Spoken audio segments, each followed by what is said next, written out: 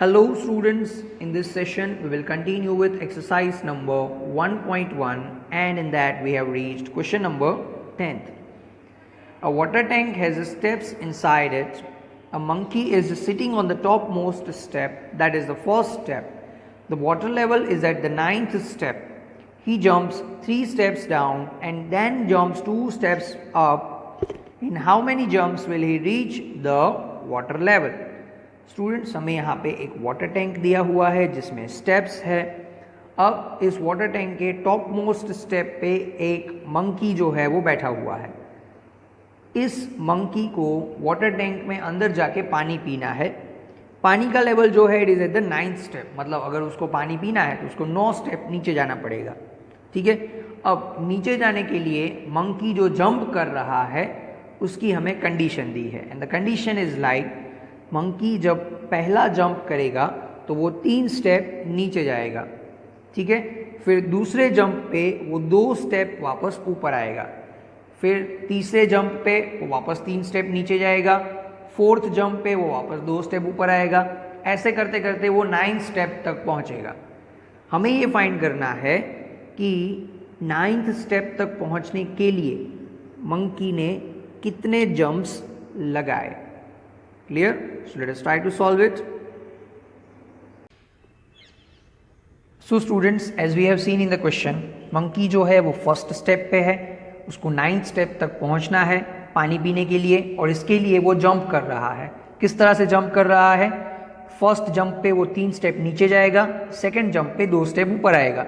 फिर वापस 3 स्टेप नीचे, 2 स्टेप ऊपर. ऐसे ऐसे करके वो 9th स्टेप तक पहुंचना चाहता है. तो हम लोग पहले तो ये पता लगाएंगे कि हर एक जंप के बाद उसका क्या पोजीशन होगा, जिसके बाद हम लोग कैलकुलेट करेंगे कि उसको टोटल कितने जंप लगे हैं 9th स्टेप तक पहुंचने के लिए. So let's start with that. First of all, first jump के बाद मंकी का पोजीशन होगा 4th स्टेप, बिकॉज पहले वो फर्स्ट स्टेप पे था. 3 स्टेप नीचे गया, मतलब वो 4th स्टेप पे पहुंचा. सेकेंड जंप के बाद उसका पोजीशन होगा 2nd स्टेप, क्योंकि पहले वो 4th स्टेप पे था. अब वो 2 स्टेप ऊपर आ गया, मतलब वो 2nd स्टेप पे पहुंच गया. देन 3rd जंप के बाद वो वापस 3 स्टेप नीचे जाएगा, यानी कि उसका पोजीशन होगा 5th step. Again 4th jump पे वो 2 स्टेप ऊपर आएगा, मतलब उसका पोजीशन हो जाएगा 3rd step. Again 5th jump पे वो 3 स्टेप नीचे जाएगा, उसका पोजीशन हो जाएगा 6th स्टेप.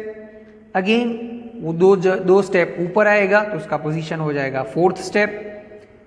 देन वापस वो 3 स्टेप नीचे जाएगा तो position will be 7th step.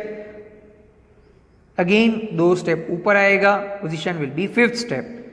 For the next jump 3 step नीचे जाएगा, position will be 8th step. For the next jump 2 step ऊपर आएगा, position will be 6th step. And finally for the next jump वो 3 step नीचे जाएगा तो वो 9th step पर पहुंच जाएगा. यानी कि इस मंकी को 9th स्टेप तक पहुंचने के लिए 11 बार जंप लगाने पड़े. So on the 11th jump monkey will reach 9th step. Clear? So students, अब इस मंकी ने पानी पी लिया है. अब उसे वापस ऊपर जाना है फर्स्ट स्टेप पे. तो ऊपर जाने के लिए भी उसको जंप लगाने पड़ेंगे. ऊपर जाने के लिए वो जो जंप लगा रहा है उसके लिए भी हमें कंडीशन दी है. Let us see what is the condition. After drinking water he wants to go back. For this he jumps 4 steps up and then jump back 2 steps down in every move. तो अब ऊपर जाने के लिए वो jumping किस तरह से कर रहा है? 4 स्टेप ऊपर की तरफ जंप करेगा, फिर वापस 2 स्टेप नीचे आ जाएगा, फिर वापस 4 स्टेप ऊपर, 2 स्टेप नीचे, 4 स्टेप ऊपर, 2 स्टेप नीचे. ऐसे करते करते वो फर्स्ट स्टेप तक पहुंचेगा. तो फर्स्ट स्टेप तक पहुंचने के लिए उसने कितने जंप लगाए, that is we have to find out. So let us try to find out. अब पानी की पीने के बाद इस मंकी को वापस फर्स्ट स्टेप पर पहुंचना है, यानी कि अब उसे ऊपर चढ़ना है. तो अगेन ही विल जंप. और इस बार जंप किस तरह से कर रहा है? फर्स्ट जंप पे वो 4 स्टेप ऊपर जाएगा, सेकंड जंप पे वो 2 स्टेप नीचे आएगा, फिर 4 स्टेप ऊपर 2 स्टेप नीचे, 4 स्टेप ऊपर 2 स्टेप नीचे, ऐसे ऐसे करके उसको फर्स्ट स्टेप तक पहुंचना है। ठीक है, कितने जंप्स लगेंगे ये हमारा क्वेश्चन है। तो पहले तो हम ये फाइंड करेंगे जैसे हमने फर्स्ट पार्ट में किया था कि भाई हर एक जंप के बाद उसका पोजीशन क्या होगा। Let us try to find out. अब याद रखना है पहले वो 9th स्टेप पे है। ठीक है, तो जब वो फर्स्ट जंप करेगा 4 स्टेप ऊपर जाएगा तो उसका पोजीशन होगा 5th स्टेप। फिर फॉर द नेक्स्ट जंप वो 2 स्टेप नीचे आएगा, मतलब अब उसका पोजीशन हो जाएगा 5th में से 7th। वापस नेक्स्ट जंप के लिए वो 4 स्टेप ऊपर जाएगा तो उसका पोजीशन होगा 3rd स्टेप। अगेन वो 2 स्टेप नीचे आएगा तो उसका पोजीशन हो जाएगा 5th step. And final jump पे वो जब 4 स्टेप ऊपर जाएगा तो वो 1st स्टेप पे पहुंच जाएगा। क्लियर, मतलब उसको 9th में से 1st स्टेप तक पहुंचने के लिए 5 जंप लगे। Clear. Next is part number 3rd। If the number of steps moved down is represented by negative integers and the number of steps moved up is by positive integers, represent his moves in part 1 and 2 by completing the following।